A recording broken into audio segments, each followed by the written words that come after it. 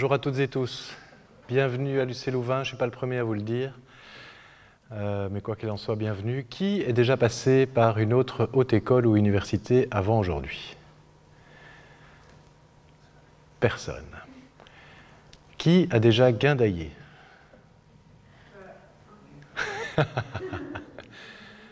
Ça, je vous rassure, ça me rassure que vous me dites que vous avez déjà guindaillé. Qui a déjà bu de l'alcool? Je peux aussi lever la main d'ailleurs. Ok. Bien. Vous savez que l'alcool fait partie intégrante d'une part, notre culture, mais d'autre part, et certainement de la culture étudiante. Mais c'est aussi un facteur de risque et on va essayer de voir ensemble comment on peut limiter les risques. Donc je vais être très très concret, très pragmatique. Et il ne s'agit surtout pas de vous faire la morale, vous dire ce que vous devez faire ou ne pas faire. Simplement, j'aimerais qu'à l'issue de cette heure qu'on va passer ensemble, vous soyez des consommateurs avertis d'une manière ou d'une autre et que vous puissiez faire vos propres choix, que vous puissiez guindailler, mais le faire bien. En gros, de bien guindailler dans le bon sens du terme. Alors, je vais me présenter peut-être rapidement. Je m'appelle Martin Deduve, je suis directeur d'une ASBL qui s'appelle Univers Santé, qui est ici à Louvain-la-Neuve, mais qui est aussi à Bruxelles, qui est une association qui s'occupe de faire de la recherche-action en santé publique. Donc on analyse des comportements de santé, par exemple, et aussi et surtout on s'intéresse à la santé des jeunes et notamment des jeunes adultes, donc des étudiants que vous êtes. Alors la santé, c'est pas très sexy, parce que quand on a 20 ans, on se préoccupe pas de sa santé. A priori, elle est bonne et donc on s'en préoccupe pas, sauf que c'est aujourd'hui que vous devez préserver votre capital pour demain.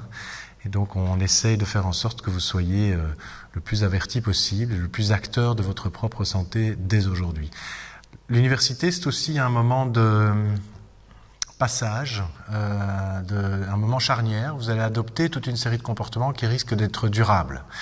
C'est un peu un moment de rupture aussi. Vous sortez d'une sphère, on va dire, de dépendance de la famille, dans des écoles obligatoires et ainsi de suite.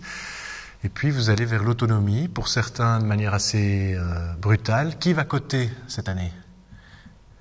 Ok, donc pour vous, ça va être assez brutal. C'est-à-dire que pour la grande majorité d'entre vous, du jour au lendemain, vous allez retrouver libre comme l'air, à pouvoir faire ce que vous voulez de vos jours, de vos nuits. Bref, vous allez devoir gérer votre budget, votre alimentation, votre sommeil, votre activité physique. Tout ça va pas être simple. C'est enthousiasmant, je vous le dis. Je suis passé par là aussi. Il y a longtemps, mais je suis passé par là.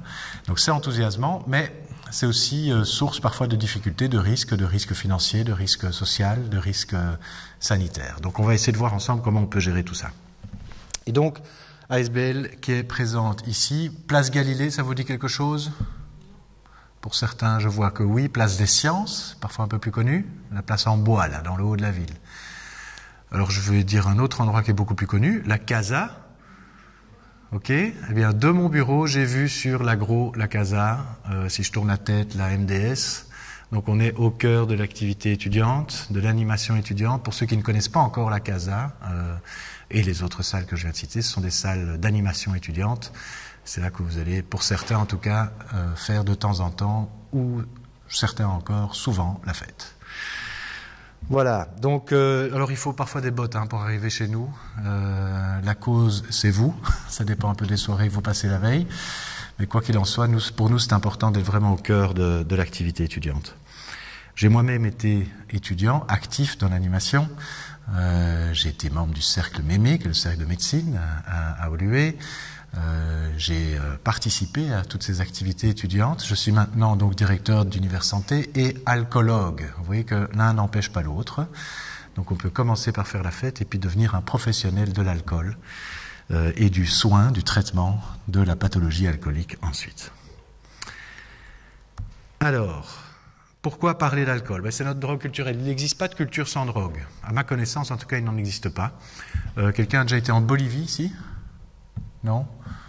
Oui, ok. Alors la Bolivie, c'est un pays magnifique.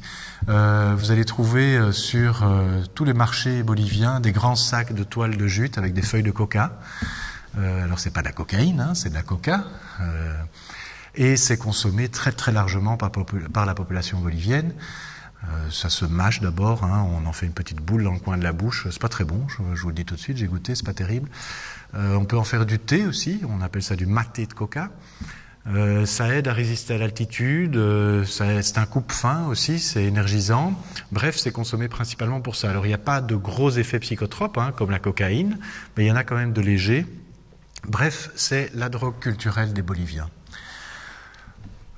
Si vous allez en Afghanistan, c'est pas encore le moment, mais enfin si jamais un jour vous allez en Afghanistan, vous verrez que vous trouverez facilement de l'opium, du hash, mais assez difficilement de l'alcool. Chaque culture a sa ou ses drogues. Et ça date pas d'hier. Hein. On a retrouvé des traces de consommation d'alcool, enfin de boissons fermentées. C'était pas encore vraiment de l'alcool tel qu'on l'évoque aujourd'hui. Sur le site de Göbekli Tepe, qui est un site en Turquie, un site archéologique. Pour ceux qui feront des études d'archéologie, vous connaîtrez ce site, qui est un site très connu et où on trouve les premiers moments de la sédentarisation de l'homme, il y a 12 000 ans. Eh bien, on a vu sur ce lieu un endroit où on a retrouvé de nombreux ossements d'animaux et des traces d'oxalate de calcium, qui est un sous-résidu du brassage. Donc l'homme a à peine commencé à cultiver des céréales qu'il les a fait fermenter pour picoler, en gros. Donc vous voyez que ça ne date pas d'hier. On remonte dans le temps, je ne vais pas vous faire toute l'histoire de toutes les drogues, je pourrais, mais je ne vais pas faire ça. Mais un petit mot quand même, une petite anecdote liée à votre future université. 1432, l'université n'a que quelques années à l'époque, on a retrouvé un écrit comme quoi le recteur de l'époque se plaignait du retour bruyant des étudiants. 1432, donc vous voyez que tout ça ne date vraiment pas d'hier. Donc c'est notre drogue culturelle par excellence. On en trouve partout, tout le temps, à toutes les heures du jour et de la nuit. Dans notre pays, c'est vraiment notre drogue culturelle. Plus de 87% des Belges adultes consomment de l'alcool. Donc c'est quand même très très largement répandu. Alors pourquoi parler d'alcool chez les jeunes? Alors nous les adultes, on a un rapport un peu paradoxal. C'est-à-dire que en même temps, on souffre de jeunisme, hein, on veut rester jeune le plus longtemps possible. On met des crèmes de jour, des crèmes de nuit, les hommes s'y mettent aussi, on porte des baskets à 40 ans, enfin bref, on veut rester jeune le plus longtemps possible.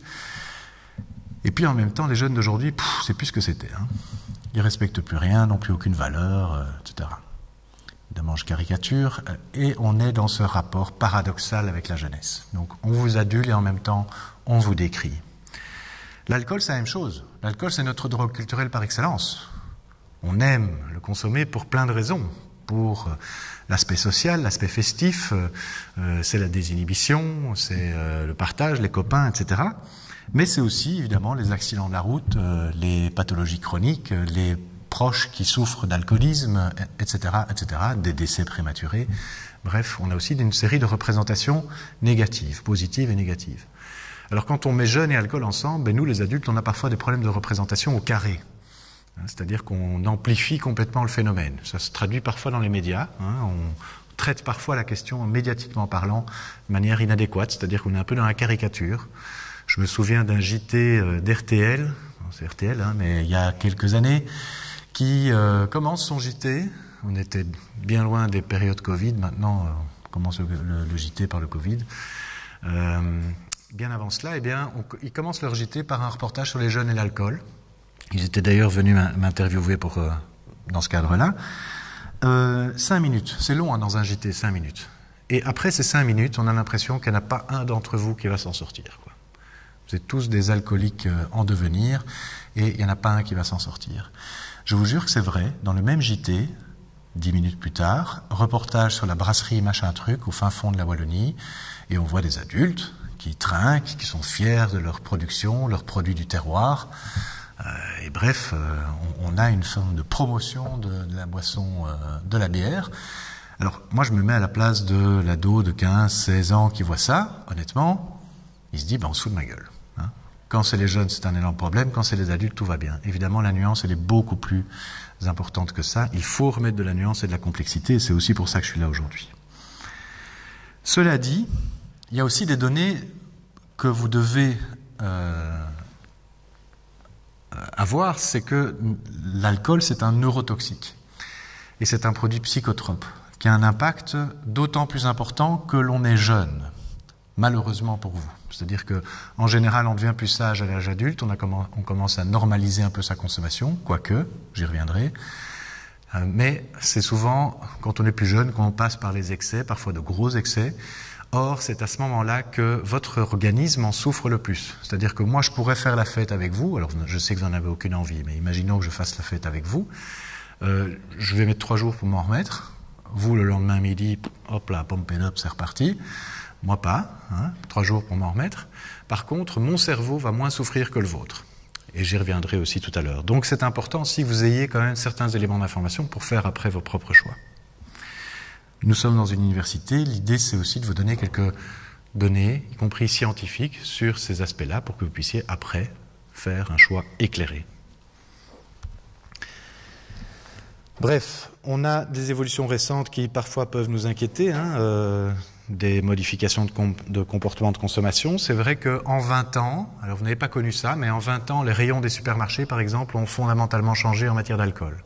On a beaucoup plus de produits plus sucrés, plus fruités, plus colorés, un marketing beaucoup plus ciblé envers les femmes, envers les jeunes, envers certains hommes, envers les supporters, etc. Enfin bref, des marketing très ciblés, très efficaces d'ailleurs aussi.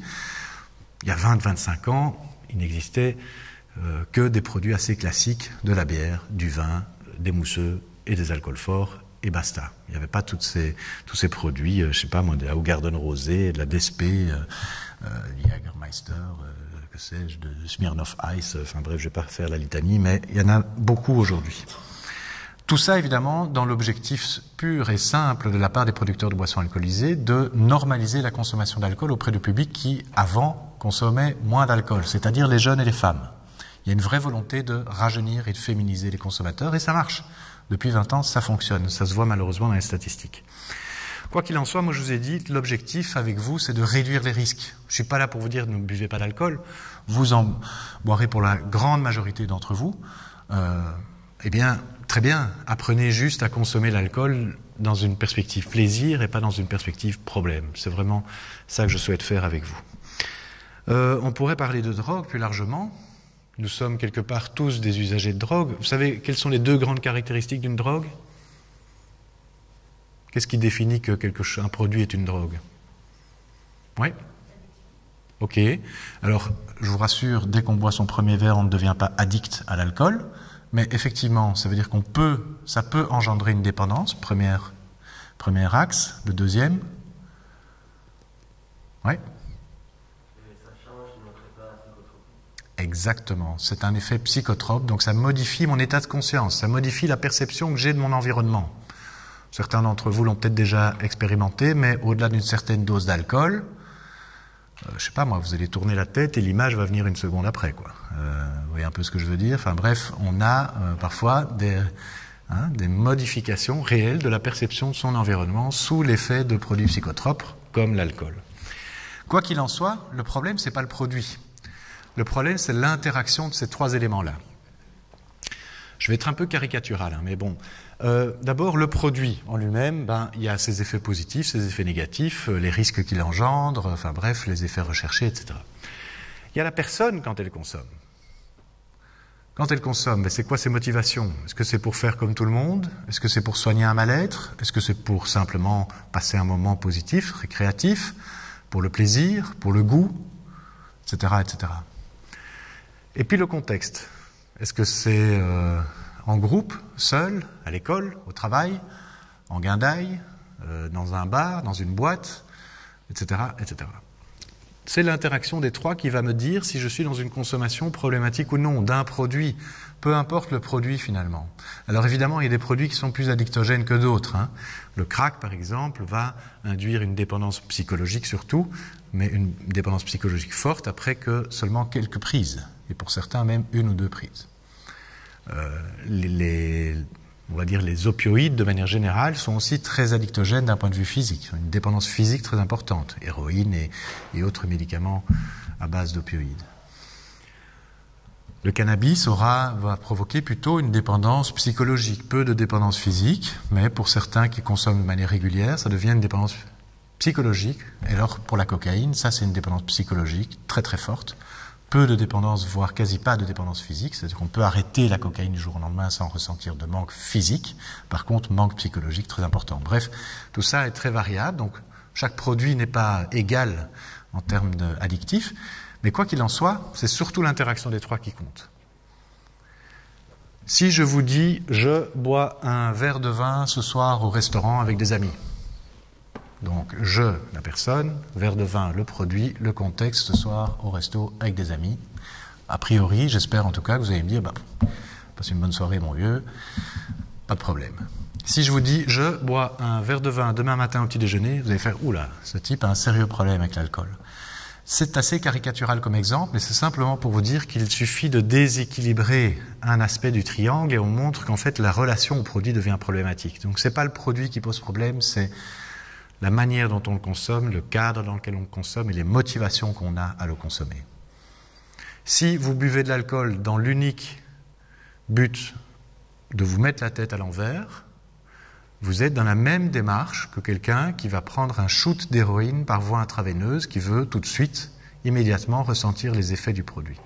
Si par contre, vous buvez de l'alcool en soirée, qu'effectivement il y a un peu trop d'alcool qui circule, vous finissez par trop boire, mais qu'en gros c'est lié au contexte, et c'est lié à la fête, à l'amusement, et qu'après plusieurs heures, vous finissez par être sous, c'est autre chose que de boire, boum, grosse quantité de vodka en tout début de soirée, pendant 1 heure, on en boit un maximum pour arriver avec une dose de charge en soirée. Tout ça, franchement, je vous invite à faire l'analyse de ça, mais c'est une relation qui est différente au produit dans un cas comme dans l'autre. Quelques ingrédients de la guinda. Il y a des éléments que je vais passer un peu vite parce qu'on n'a pas beaucoup de temps. La musique, elle peut servir pour motiver, mais aussi pour calmer si nécessaire. Quoi qu'il en soit, faites gaffe à vos oreilles. On a une épidémie de problèmes d'acouphènes chez les 20-30 ans, de problèmes de surdité précoce et d'acouphènes, notamment parce que vous utilisez des casques ou vous écoutez de la musique trop fort et trop souvent.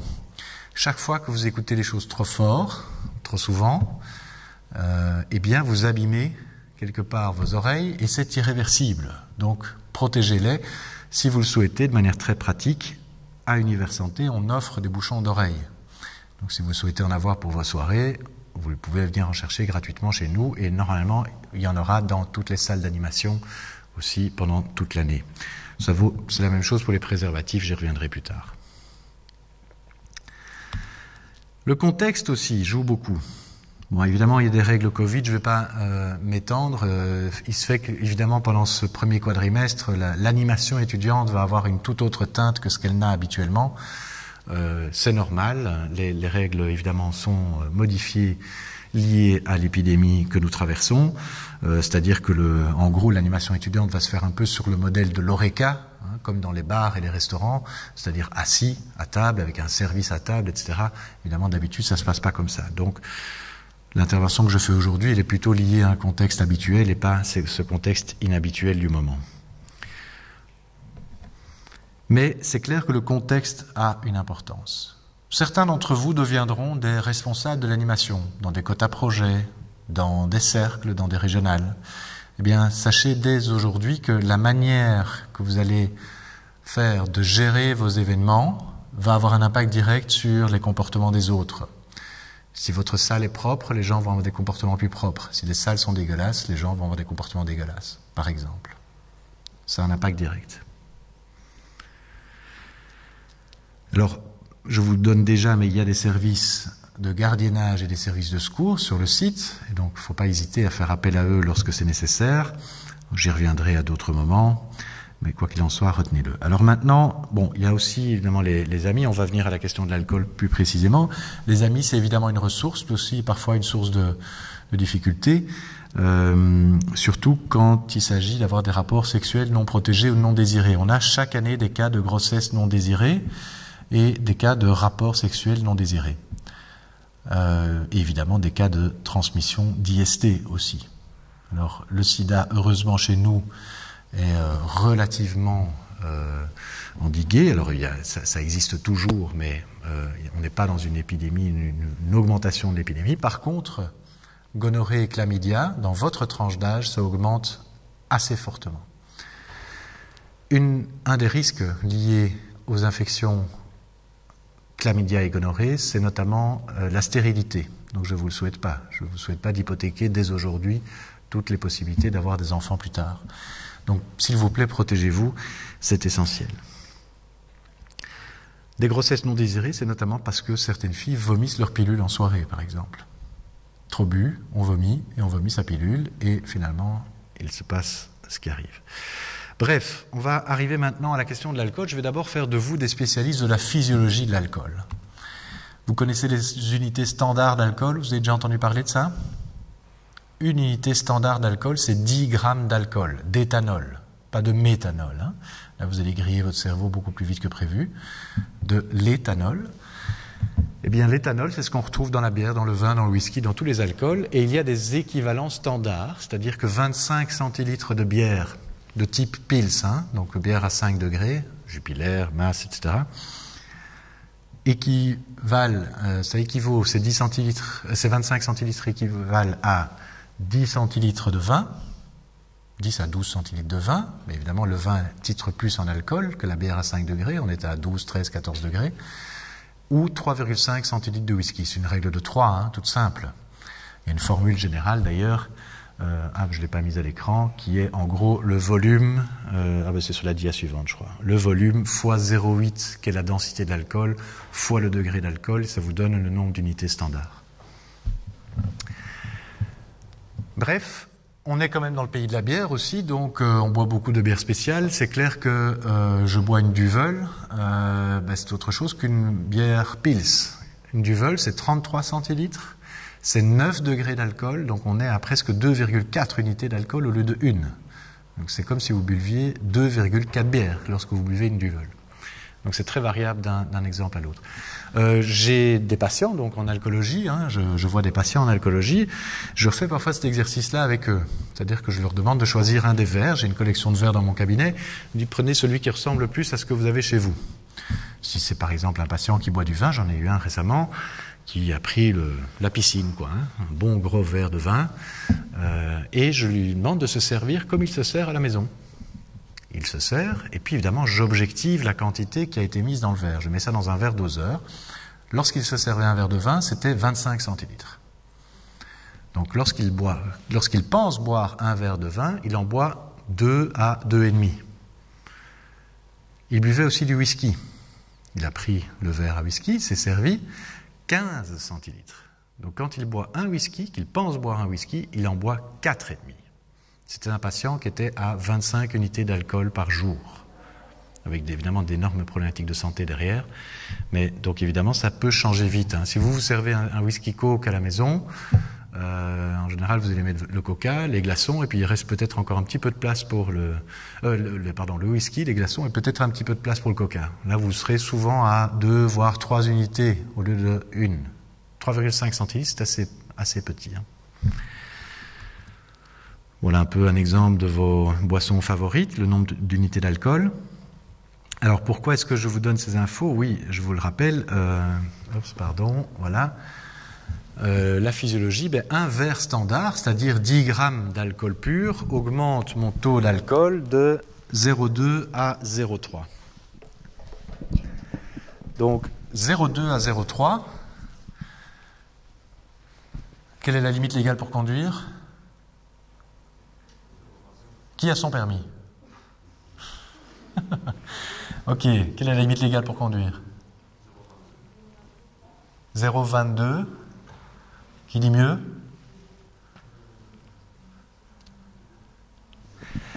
Alors 0,22 c'est juste, mais c'est pas tout à fait juste. Enfin, c'est presque juste, allez, on va dire. Ouais? Parle plus fort parce qu'avec ton... Alors, jeune conducteur 00, c'est un projet de loi. Il n'est pas passé. C'est un projet de loi. D'ailleurs, petite parenthèse, on n'y est pas favorable parce que c'est une discrimination. Enfin bon, bref, je ne vais pas m'étendre là-dessus. 0,22, c'est juste si on parle de grammes par litre d'air expiré. 0,5, c'est la limite légale pour conduire lorsqu'on parle de grammes par litre de sang. C'est juste une question d'unité. et d'échelle. Là, on parle de 0,22 g d'alcool par litre d'air expiré, c'est parce qu'on fait souvent un test d'haleine, ou 0,5 g d'alcool par litre de sang, lorsqu'on mesure l'alcool dans le sang. Et donc, dans les deux cas, c'est juste. Mais ici, je parle bien de grammes par litre de sang. Donc, en gros, combien de verres faut-il pour dépasser les 0,5 ?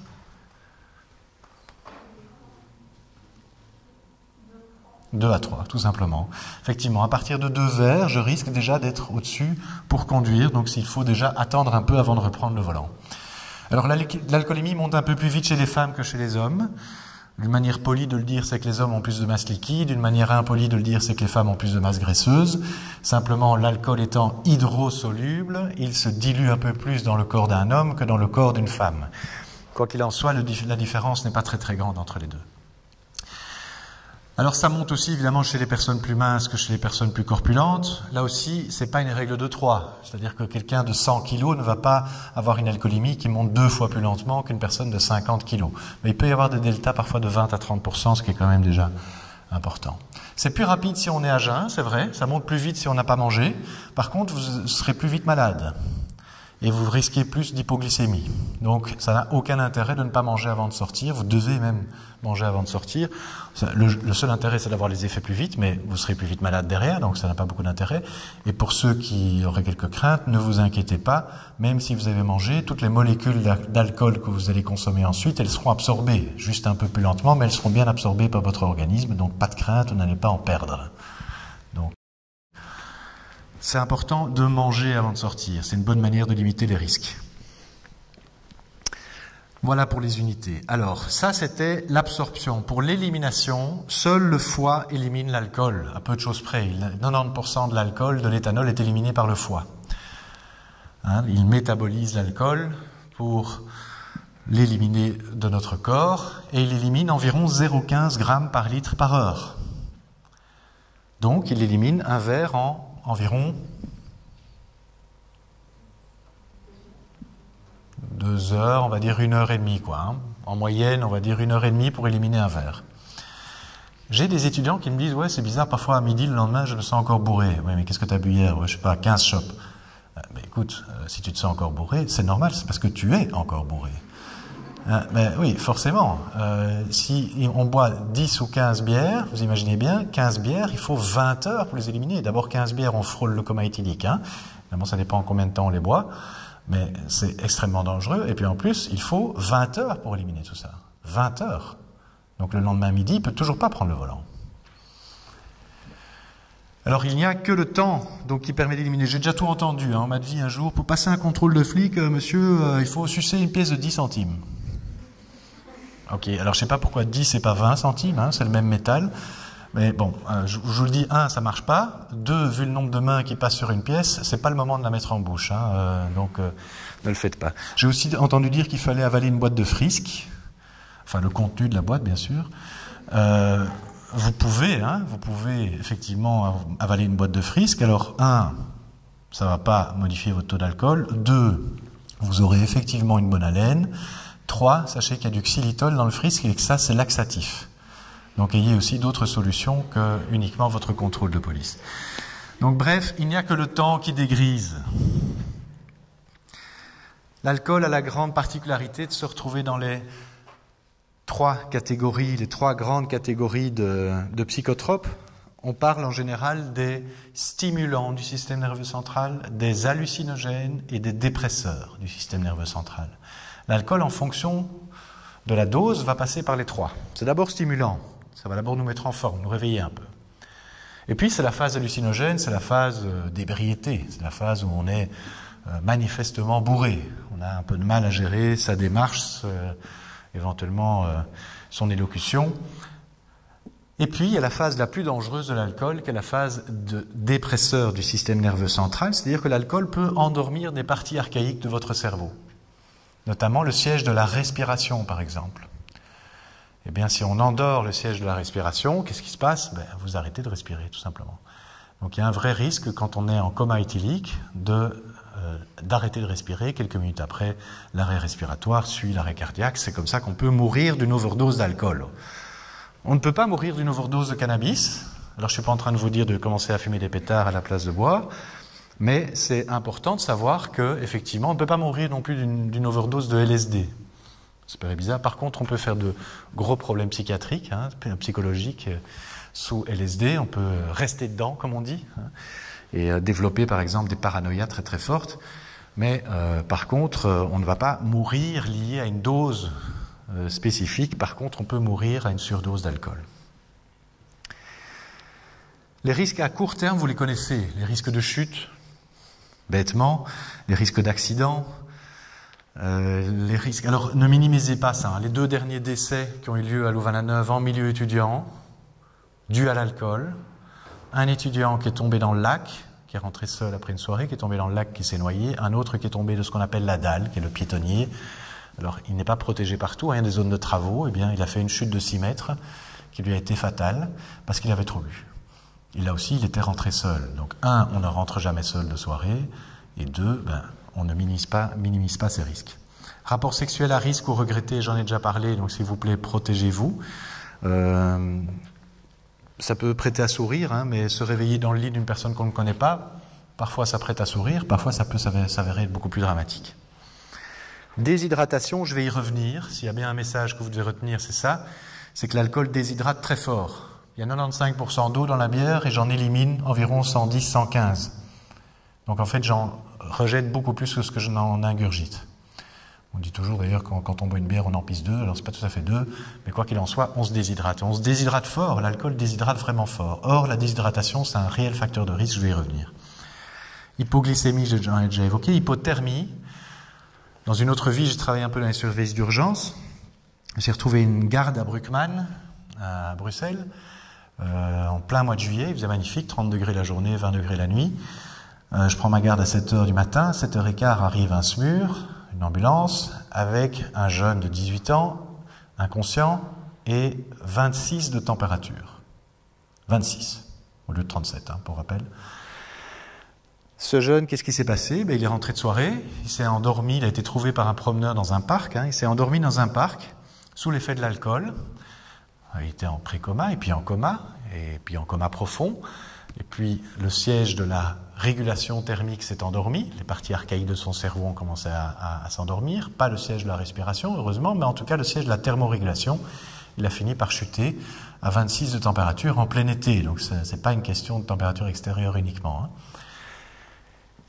Entre 7h15 du matin et midi, il a fait 6 arrêts cardiaques, qu'on a chaque fois pu récupérer, in extremis. Tout simplement parce qu'avec une telle hypothermie, en fait, le cerveau, pour le coup, est un peu comme au frigo, c'est pas trop grave. Par contre, tous les autres organes, c'est extrêmement grave pour eux.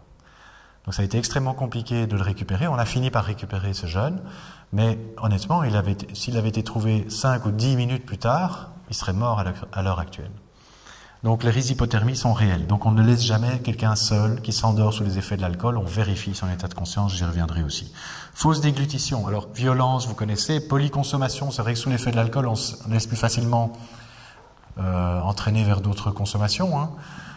À commencer par la clope, mais aussi pétard, exta ou autre. Donc l'effet désinhibiteur de l'alcool peut engendrer d'autres risques. Fausse déglutition, je m'arrête aussi un instant. C'est un vrai risque. Certains d'entre vous se font vomir en soirée. C'est une très mauvaise idée. Alors pourquoi? D'abord parce que l'estomac, c'est un muscle.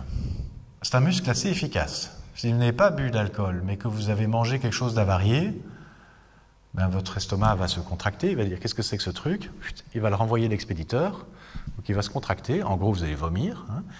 Le contenu de votre estomac va ressortir par la bouche, de manière assez ferme et violente. Pour certains ou certaines, vous aurez encore une crevette coincée dans le bout du pif. Le jet est violent. Si vous avez trop bu, mais votre estomac, il est comme vous. C'est-à-dire qu'au lieu de se contracter en une fois, il va faire plop, plop, plop, plop, plop, plop. Vous n'êtes pas bien, vous êtes nausée, ça monte, ça redescend, vous ne sentez pas bien. Votre glotte, qui est censée boucher le mauvais trou, qu'est-ce qui se passe? Elle est comme vous. Elle danse la samba. Elle ne sait pas très bien quel trou il faut boucher. Bref, vous avez un vrai risque de vomir dans vos propres poumons. Avouez qu'il y a plus classe comme décès que celui-là quand même. Donc quoi qu'il en soit, c'est à éviter. Et surtout, avant de mourir dans son propre vomi, on va d'abord irriter tout le tractus œsophagien On va favoriser d'ailleurs à moyen terme l'arrivée de cancer de l'œsophage, parce que chaque fois qu'on vomit, en fait, on irrite la paroi avec les acides gastriques. On va surtout augmenter le risque de bronchite, le risque d'angine et le risque de pneumonie chimique. Donc avant de mourir dans son vomi, on a tous ces autres risques-là. Donc arrêtez de vous faire vomir en soirée. Vomissez ou aidez à vomir si seulement la personne doit absolument vomir, mais sinon, arrêtez de vous faire vomir en soirée. C'est vraiment des prises de risques totalement inutiles, voire même complètement dangereuses. Coma éthylique décès, vous voyez ce que je parle. Alors, ce que vous connaissez moins, c'est les risques à moyen terme. L'effet sur le cerveau, je l'ai déjà évoqué rapidement tout à l'heure. Juste pour info, à 16h15, vous avez encore autre chose ou pas? Ok, comme ça je sais. Comme ça je sais que je peux encore vous garder un peu plus longtemps. Non, ça va, j'essaierai d'être plus ou moins ponctuel. Bref, les risques à moyen terme, c'est l'effet sur le cerveau. Alors, il y a des recherches de pointe qui sont menées ici à l'UC Louvain, notamment par Pierre Morage, qui est un prof ici en faculté de psycho. On est dans l'enceinte de la faculté de psycho ici. Eh bien, Pierre Morage, mais aussi Salvatore Campanella à l'ULB, sont deux chercheurs de pointe à ce niveau-là, ont mis en évidence l'effet des ivresses sur le cerveau, et notamment à moyen terme. C'est-à-dire que lorsque, en fait, pour le dire autrement, vous savez qu'on est avec un bon pactole de neurones, environ 100 milliards, une recherche récente parle de 80, on ne va pas chipoter, et dès la naissance, on en perd. C'est pas très grave, ça dépend un peu de ce qu'on perd, mais enfin, globalement, c'est pas très grave. Et puis, jusqu'à 25 ans environ, le cerveau, les neurones qui restent, vont s'interconnecter entre eux. Ils vont développer des axones et des dendrites. Vous avez certainement vu ça dans vos cours de sciences, dans les, je ne sais pas en quelle année, mais enfin bon, bref, vous avez déjà vu ça. Eh bien, ces axones et ces dendrites permettent en fait au réseau de vos neurones de s'interconnecter entre eux et de communiquer correctement entre eux. L'alcool, qui est un neurotoxique, surtout en phase d'ivresse, va diminuer cette capacité qu'ont les neurones de s'interconnecter entre eux. Et donc, ça va, in fine, modifier ce qu'on appelle les fonctions exécutives du cerveau. C'est tout ce qui nous différencie des animaux. Capacité de planification, de mémorisation, de pensée abstraite. Tout ça va être mis à mal par ces ivresses, d'autant plus qu'elles sont répétées. On a vu une diminution significative des fonctions exécutives chez des étudiants qui, après 1 an, à raison de 1 ivresse par mois, pendant 1 an, sachez que certains étudiants sont à 2, 3, 4, 5 ivresses par mois pendant 5 ans. Eh bien, pour un étudiant ayant 1 ivresse par mois pendant 1 an, on a vérifié, on a pu mesurer des diminutions des fonctions exécutives. Donc, c'est un impact direct. Évidemment, c'est dose dépendant. Plus vous allez avoir des ivresses fréquentes avant 25 ans, plus vous allez avoir des fonctions exécutives diminuées. Et malheureusement, on a maintenant suffisamment de recul que pour voir que c'est irréversible. Donc, vous avez littéralement abîmé votre cerveau.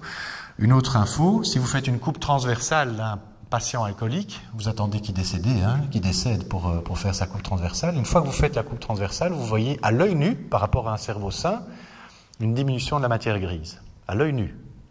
Parfois de plusieurs centimètres, mais enfin presque 1 centimètre de différence entre une matière grise saine et une matière grise d'un patient alcoolique. Donc ça, l'alcool aura littéralement rongé son cerveau.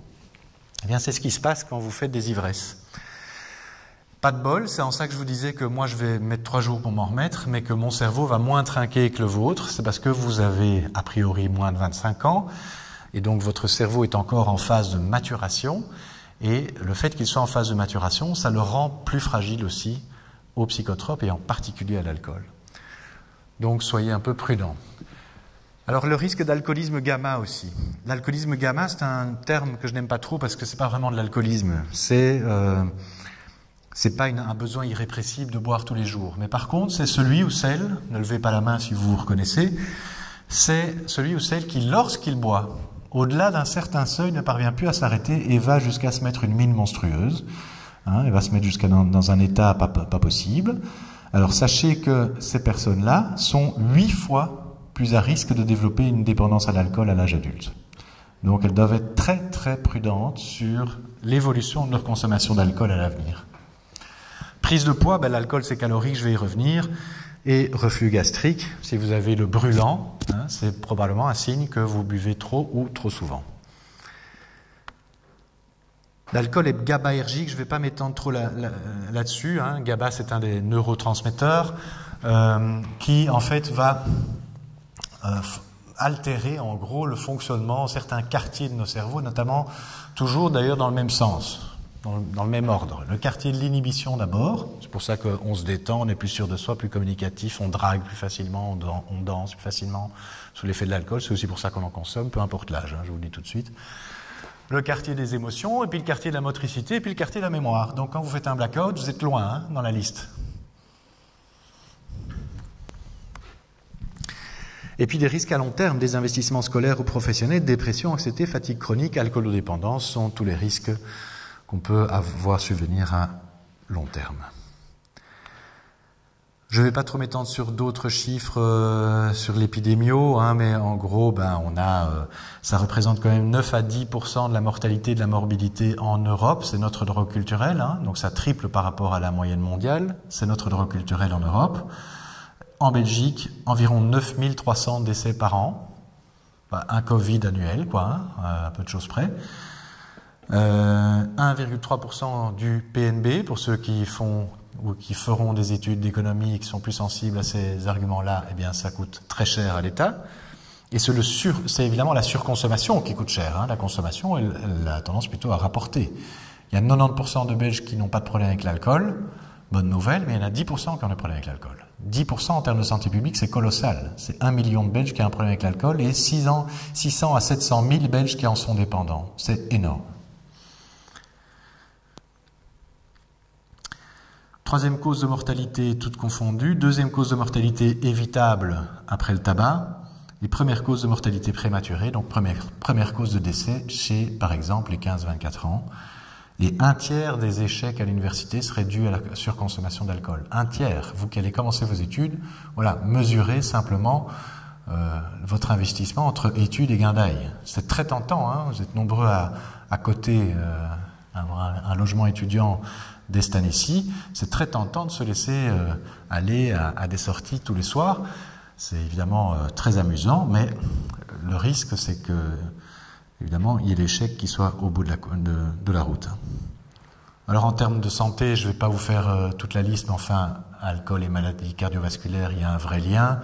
On entend souvent que l'alcool, c'est bon pour le cœur. C'est bon uniquement pour la souplesse des artères coronaires liée au polyphénol qu'on retrouve surtout dans le vin rouge. Donc, quand on entend l'alcool, c'est bon pour le cœur, non. Les polyphénols qu'on retrouve dans le vin rouge sont bons pour les artères coronaires. Par contre, l'alcool qu'il y a dans le vin rouge va augmenter votre tension artérielle, donc va augmenter le risque cardiovasculaire, va augmenter le risque de cardiomyopathie, d'AVC, etc., etc. Petite relation en U ou en J liée au diabète. Une relation en U ou en J, ça veut dire que simplement à petite dose, il y a un effet plutôt protecteur, et puis à plus grosse dose, il y a un effet délétère. C'est ça que ça veut dire. C'est le cas pour le diabète. Je ne vais pas m'arrêter sur le syndrome métabolique. Les calories, je vous ai dit, l'alcool c'est très calorique. Si vous voulez surveiller votre poids, on a chaque année aussi des étudiants qui prennent 10 à 15 kilos la première année. Vous sortez de réto, en réto vous êtes à 5, 10, 15 heures de sport pour certains, vous arrivez à l'UNIF, du jour au lendemain vous arrêtez tout. Pour rappel, il y a des cartes de sport et des infrastructures magnifiques à Lucé-Louvain, donc profitez-en. Mais si vous arrêtez le sport, que vous sortez 3 fois par semaine, que, évidemment, à 1h du mat, 2h du mat, quand la soirée se termine, vous avez faim. Donc vous allez au snack du coin prendre un durum à 1000 calories, vous avez bu 10 bières, 1500 calories, ça fait déjà 2005, plus ce que vous avez consommé sur la journée, on est à 3005, 4005, 5000 calories sur la journée. Évidemment, après un an, ça fait mal. Ça stimule aussi l'apparition de graisse abdominale et de foie gras, de la stéatose hépatique. Donc, de nouveau, par rapport à vos boissons favorites, vous avez une idée du nombre de calories par verre. Ça peut aller très très vite. Donc, si vous êtes sensible à ça, bien voilà, attention à ce que vous consommez. Pour les alcools forts, il faut encore rajouter évidemment les calories du soft que vous allez mettre dedans. Alcool et hémostase, pour ceux qui ont des problèmes de coagulation, l'alcool rend le sang un peu plus fluide, comme l'aspirine. Donc, attention, ça peut augmenter les saignements. Ça peut provoquer des arythmies. Certains ont peut-être déjà senti ça, certains ou certaines. Des espèces de palpitations les lendemains de fête, hein. C'est le cœur qui a tendance à avoir des arythmies liées à votre surconsommation d'alcool. Et puis, il y a un lien direct entre alcool et cancer, sur quasi tous les cancers. Vous voyez que c'est là aussi très dose dépendant. Par cancer et par unité consommée par jour, on voit le risque relatif qui augmente. Tout ça nous amène à dire qu'une consommation recommandée, maximale recommandée, serait de 10 unités d'alcool par semaine, à répartir sur plusieurs jours. Ne me dites pas que pendant 15 jours j'ai pas bu, alors du coup samedi je peux m'en mettre 20 dans le coco. Non, c'est même pas comme ça que ça marche. Donc c'est à répartir sur plusieurs jours. Bon, c'est toutes les mauvaises nouvelles ça. Maintenant je vais vous donner des bonnes. Comment est-ce qu'on peut gérer tout ça? Parce qu'effectivement l'alcool a un impact sur votre santé physique, sur votre santé mentale, sur votre santé sociale, sur votre portefeuille aussi.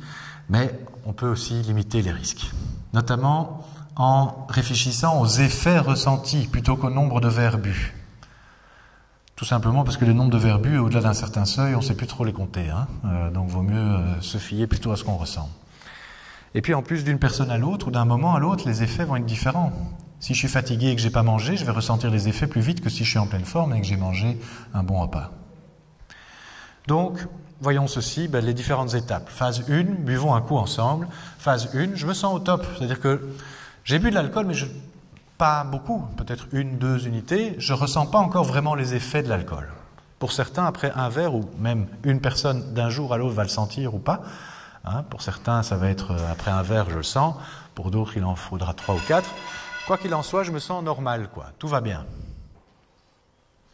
Mais attention, le bon réflexe en bleu ciel ici, plus de volant.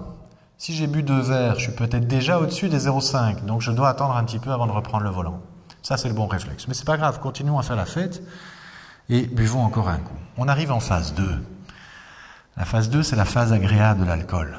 C'est la phase où on est désinhibé, plus sûr de soi, plus communicatif. On a le fêtant, le doigt qui met l'ambiance, tout ça. Enfin bon, bref, c'est le moment agréable de l'alcool. On drague plus facilement, etc. On danse plus facilement. C'est le moment vraiment agréable. Un truc à retenir, vous êtes en fait en train de vous déshydrater à toute vitesse. Vous buvez de l'alcool, donc vous vous déshydratez. Le truc à faire, c'est de commencer à alterner pour rester dans cet état-là. C'est l'état agréable de l'alcool, c'est vrai, et peu importe l'âge. Moi, c'est l'état dans lequel je commence à tutoyer ma belle-mère, Je suis plus détendu, tout va bien. Et, très bien. Pour rester dans cet état-là, apprenez à boire de l'eau en soirée. C'est essentiel. Ça n'est pas culturel. C'est compliqué de boire de l'eau en soirée, en Belgique en tout cas. D'abord parce que c'est pas gratuit partout. Sachez quand même que c'est gratuit dans toutes les surfaces d'animation ici étudiantes. Il y a de l'eau gratuite partout. Vous pouvez toujours demander de l'eau gratuite. Mais c'est pas le cas partout. Et puis, c'est pas dans notre culture. Boire un verre d'eau, on se fait parfois chambrer, voire souvent chambrer. C'est pas grave, peu importe. Sachez-le, d'abord, vous n'allez pas en mourir de honte parce que vous avez bu un verre d'eau, non. On va vous chambrer, mais ça ne va pas durer longtemps. On va vous chambrer 5-10 secondes, et puis après, les gens passent à autre chose, ils ont autre chose à faire. Donc, buvez votre verre d'eau. Vous, au moins, vous êtes sûr de passer une bonne soirée et d'avoir des lendemains plus simples, plus faciles. Vous allez vous souvenir de la personne avec qui vous allez dormir, par exemple. Vous serez capable de vous lever pour aller au cours. Vous n'aurez pas trop mal aux cheveux, pour ceux qui en ont encore. Bref, c'est tout bénef. Donc, s'il vous plaît, réapprenez à boire de l'eau en soirée. Je vous demande même pas d'arrêter de boire. Pour les matheux, je veux bien faire un graphique. Voilà, les risques, évidemment, ne font qu'augmenter en fonction des doses. Les avantages augmentent assez vite, mais diminuent assez vite. Et donc, le rapport coût-bénéfice le plus intéressant entre les deux, c'est la surface assurée la plus grande entre les deux courbes. Et bref, je fais un petit graphique. Et donc, on se situe environ entre 0,8 et 1,8 g. 1,8 g, c'est déjà une bonne dose. Mais voilà, je ne suis pas encore en train d'oublier comment je m'appelle. Je suis encore en train de profiter de la soirée, de tenir sur mes 2 guiboles. Par contre, si je n'alterne pas et que je continue à boire, j'arrive en phase 3. La phase limite lourd. Le type qui vous parle à 2 cm de votre visage en vous positionnant un peu sur la joue en vous disant combien il vous aime. Vous voyez, ça commence à être un peu lourdeau. C'est la phase que... On sait que là, on arrive proche des 2 grammes. Il est vraiment temps de redescendre. Il est temps de redescendre en termes de taux d'alcool. Sinon, on arrive à phase 4. Là, trouble évidemment de la parole, trouble de la marche, éventuellement nausées, vomissements. Alors attention, parce que les nausées, vomissements, ça n'apparaît pas chez tout le monde. Chez certains vont être beaucoup plus sensibles que d'autres, donc ce n'est pas un bon indicateur. Et puis phase 5, c'est danger maximum, et là il s'agit évidemment d'appeler les secours si nécessaire. Vous vérifiez l'état de conscience. Comment est-ce qu'on fait pour vérifier l'état de conscience de quelqu'un? Quelqu'un a son BEPS ici? Brevet européen de premier secours? Ben, sachez qu'on offre chaque année des formations BEPS chez nous, donc si vous voulez, vous pouvez vous inscrire, c'est dès la rentrée. J'en profite pour faire un peu marchand de tapis. Quoi qu'il en soit, je vais vous donner un truc simple. Bon, vous évitez le double aller-retour, hein, la personne, le cerveau est déjà en souffrance, on évite de lui mettre une double paire de claques. Non, vous prenez la main de la personne, s'il vous plaît, vous ne la lâchez pas, un bras c'est lourd. On a aussi déjà eu ça, hein, le cas d'un nez cassé. Tiens, c'est marrant, il ne réagit plus à l'alcool. On lâche son bras et boum, le bras tombe sur le nez, pas de bol, et le nez est cassé. Ben ouais. Non, on prend la main de la personne, on dit, écoute, si tu m'entends, serre-moi la main. S'il n'y a pas de réaction, vous insistez évidemment. Si tu ne me serres pas la main, j'appelle les secours. Alors là, en général, il y a un dernier neurone qui se connecte et qui va vous serrer la main. Quoi qu'il en soit, ce que vous devez retenir de ça, c'est que la personne doit être réveillable et stimulable. Il faut une réaction. Elle ne doit pas se lever, faire un discours sur l'état de l'Union. Hein. Un cri d'australopithèque suffit. C'est bon, la personne est stimulable, réveillable, elle n'est pas en train de s'enfoncer dans un coma. Par contre, si vous n'avez vraiment pas de réaction, c'est une urgence médicale. Vous devez appeler les secours. Il vaut mieux appeler une fois de trop qu'une fois de trop peu. C'est vraiment dramatique le nombre de cas de coma éthylique qui ont été pris en charge trop tard. Mais quoi qu'il en soit, phase 2, c'est tout bénef, quoi. Pourquoi aller au-delà? Un petit film qui le récapitule. Ah, le son est coupé, c'est pas grave. Les différentes phases, et puis en fait, voilà, quand on alterne, tout va bien. Essayez de savoir où vous en êtes, et le but, c'est que vous rappeliez que l'eau est gratuite et qu'il faut alterner pour réussir sa soirée. Voilà. Donc, comment on gère? On prévoit le retour avant la soirée, on mange avant de sortir, on se fixe des limites, y compris comportementales. Hein. Ce soir, je ne pisse pas sur le bar, par exemple. Voilà. On pense à avoir des préservatifs, s'il vous plaît. L'alcool désinhibe, hein, donc on se laisse plus facilement aller. Mais quoi qu'il en soit, protégez-vous malgré tout. On est attentif aux autres également. On dénormalise les ivresses très importantes. Hein. Quelqu'un qui a vraiment trop bu, qui commence à se bagarrer, qui commence à poser problème, hop, dehors. Il ne faut pas tolérer ce genre de comportement. C'est en les tolérant qu'on les banalise. Il existe une campagne qui s'appelle Gain d'œil 2.0 qui vous rappelle quelques bons principes de base, hein, vraiment de base, comme vous voyez ici à l'image. Et puis d'autres principes de base. L'eau est gratuite, il faut alterner, savoir un peu où on en est, faire un peu son auto-évaluation de ses comportements. On rappelle aussi que les canettes et les bouteilles sont interdites dans les salles, qu'il est bon de penser aux préservatifs, qu'on pense aussi aux voisins quand on rentre chez soi, et qu'on raccompagne toujours ceux qui ont trop bu. Face à quelqu'un qui a vraiment trop bu, on refuse de servir, on vérifie l'état de conscience, on donne de l'eau, on le rassure, on le réchauffe, on donne de l'eau s'il est conscient, hein, n'oubliez pas la glotte. Hein, on ne fait pas vomir et on vérifie l'état de conscience régulièrement et on appelle les secours si nécessaire. Encore un petit rappel pour les secours. En ligne interne 7 22 22, vous accédez tout de suite au dispatching de la sécurité de l'UC-Louvain. Et si vous faites le 112, évidemment, ça vous le savez, avec votre GSM, vous tombez sur les services de secours. On ne s'interpose pas dans une bagarre. Laissez les deux cons se bagarrer entre eux. Hein, ça ne va jamais durer longtemps. C'est fatigant de se bagarrer. Parce que vous risquez de vous en prendre une au passage. C'est un peu con. Attendez qu'il soit fini. Par contre, une fois que c'est terminé, on appelle le gardiennage, on exclut les protagonistes et on met un terme à tout ça. On ne mobilise pas quelqu'un qui a fait une grosse chute, hein, ou si vous n'êtes pas sûr, quelqu'un qui vous ne savez pas si elle a chuté ou pas, vous ne la mobilisez pas, vous restez auprès d'elle, vous vérifiez son état de conscience, etc. Vous la réchauffez, mais vous ne la mobilisez pas. Vous attendez les secours. Si malgré tout vous n'avez pas écouté mes bons conseils, que vous n'avez pas alterné pendant vos soirées où vous buviez de l'alcool, que vous deviez quand même gérer vos lendemains difficiles, un petit rappel. Bon, d'abord avant la soirée, s'il vous plaît, on boit de l'eau et on alterne toute la soirée, on mange avant de sortir, on se fixe des limites et on prévoit assez d'heures de sommeil. Le sommeil, en fait, est fortement altéré par l'alcool, même à petite dose. Alors, je ne dis pas à grosse dose. Ça facilite l'endormissement, donc on s'endort facilement. Par contre, la qualité du sommeil est nettement moindre. C'est pour ça qu'on a des étudiants qui souffrent de fatigue chronique très importante, des étudiants qui gagnent beaucoup, non seulement parce que le nombre d'heures est parfois trop faible, mais pour certains, il y a suffisamment d'heures. Par contre, la qualité du sommeil est catastrophique. Mais bon, après, si jamais vous n'avez pas respecté mes conseils, eh bien, vous buvez de l'eau, vous mangez sainement. Alors, c'est vrai que le lendemain, on a plutôt envie d'un truc qui colle au corps, un quick, un bon spaghetti, un truc, mais votre muqueuse intestinale est en souffrance, avec tout l'alcool que vous avez bu la veille, donc il vaut mieux quelque part lui donner quelques bons nutriments. Se reposer, s'aérer, épargnez votre foie, s'il vous plaît. Votre foie est en train de bosser comme un dingue depuis des heures, à éliminer tout l'alcool que vous avez bu. Alors on pense souvent au chocolat, on pense beaucoup moins souvent au paracétamol, le dafalgan par exemple, et feralgan, dafalgan, toute cette famille-là. C'est du paracétamol. Le paracétamol, il n'y a rien de pire pour le foie que le paracétamol. Vous pouvez d'ailleurs mettre, pour le dire clairement, niquer votre foie à vie en avalant une boîte entière de paracétamol par exemple. C'est un médicament en vente libre, donc on minimise les risques, mais il y a un vrai risque avec le paracétamol sur le foie. Donc, privilégiez éventuellement l'aspirine si vous n'avez pas de problème de coagulation, un anti-inflammatoire si vous n'avez pas de problème d'estomac, mais surtout, buvez de l'eau en fait. Buvez de l'eau, c'est la meilleure manière de limiter l'effet gueule de bois. Et alors, on ne reboit pas de l'alcool, évidemment.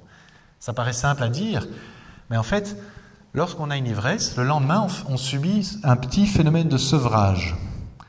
Donc, comme un patient alcoolique qui n'a plus son alcool, il tremble, il n'est pas bien, et bien le lendemain, de fait, vous avez un micro-phénomène de sevrage qui fait que si vous rebuvez de l'alcool, alors la première gorgée va peut-être avoir du mal à passer, mais quelques gorgées plus tard, tiens, ouais, je me sens mieux. Ça fait du bien, j'avais vraiment la gueule dans le... et maintenant, ça va beaucoup mieux. Ben oui, vous avez soigné votre sevrage en redonnant de l'alcool. Mais qu'est-ce que vous dites à votre cerveau ? Quand tu as trop bu, l'important, c'est de reboire. Et c'est la meilleure manière de développer un alcoolisme chronique plus tard. Donc on ne reboit pas de l'alcool quand on a bu la veille.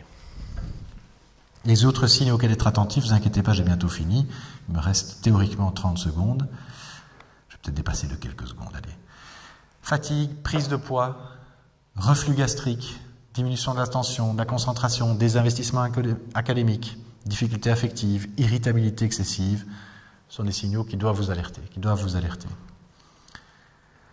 Ne commencez pas à boire trop tôt, ni trop jeune. Plus, d'ailleurs, on a aussi des statistiques très, très claires. Plus on commence à boire de l'alcool jeune, plus on a des risques, là aussi, d'être alcoolodépendant à l'âge adulte. Il y a une question de l'âge où on commence à consommer, évidemment, la question de dose aussi qu'on consomme, et de fréquence. On se définit une consommation responsable, on s'autorise le droit ou le droit de ne pas boire, de boire ou de ne pas boire. C'est essentiel, gardez votre liberté de choix. Peu importe la pression extérieure à vous consommer, elle est omniprésente, et là aussi, peu importe l'âge. Enfin, je veux dire, si je vous invite à manger chez moi, ce que je ne ferai pas, je vous rassure, mais si jamais je devais vous inviter à manger chez moi, je vais vous installer dans mon salon, je vais dire, qu'est-ce que je peux vous offrir à boire ? J'ai du vin rouge, j'ai du vin blanc, j'ai de la bière, je vais énumérer tout ce que j'ai dans mon bar, et puis peut-être que je vais penser à vous offrir de l'eau et du coca ou du jus d'orange. Mais je vais d'abord vous proposer de l'alcool. Et on a tous cette tendance à pousser les autres à consommer. Ça légitime son propre comportement d'abord. Et puis c'est notre droit culturel, donc il est de bon ton, dans les moments festifs, de boire de l'alcool, toujours. Il n'est pas de bon ton de boire des softs. Pourtant, c'est essentiel. Si vous voulez passer des bonnes soirées, y compris sous l'effet de l'alcool, réapprenez à boire de l'eau en soirée. Ça va vraiment sauver vos soirées et surtout vos lendemains. Donc vous alternez. Soyez critiques aussi par rapport aux démarches commerciales. Vous êtes des étudiants majeurs et vaccinés. Ça veut dire que vous êtes des cibles privilégiées pour les annonceurs, les publicistes en tout genre. Vous êtes un vrai produit. Et donc, on va essayer de vous vendre toute une série de choses. Vous êtes des consommateurs en puissance, en devenir. On va essayer de vous vendre toute une série de choses et les pratiques commerciales sont extrêmement ciblées auprès de vous. Protégez-vous, prenez soin de votre cerveau. Rappelez-vous que le premier métier de l'étudiant, c'est d'étudier, d'abord, et puis de guindailler. J'avais un ami, d'ailleurs, en médecine, qui décidait, lui, de sortir que quand il avait fini ses 2 heures ou 3 heures de travail quotidien. Donc, il rentrait des cours, il bossait pendant 2 heures ou 3 heures, ça dépendait des jours, et puis seulement il s'autorisait une sortie. S'il ne le faisait pas, il ne s'autorisait pas de sortir. Alternez, soyez attentifs aux autres, débanalisez les excès, être à l'écoute des signes d'alerte, et puis surtout, prenez du bon temps. Donc, bonne année académique à toutes et tous, profitez-en bien, que tout se passe bien, et puis likez peut-être la page Guindaille 2.0, comme ça vous aurez quelques infos pertinentes tout au long de l'année. Allez, merci à tous, bonne année.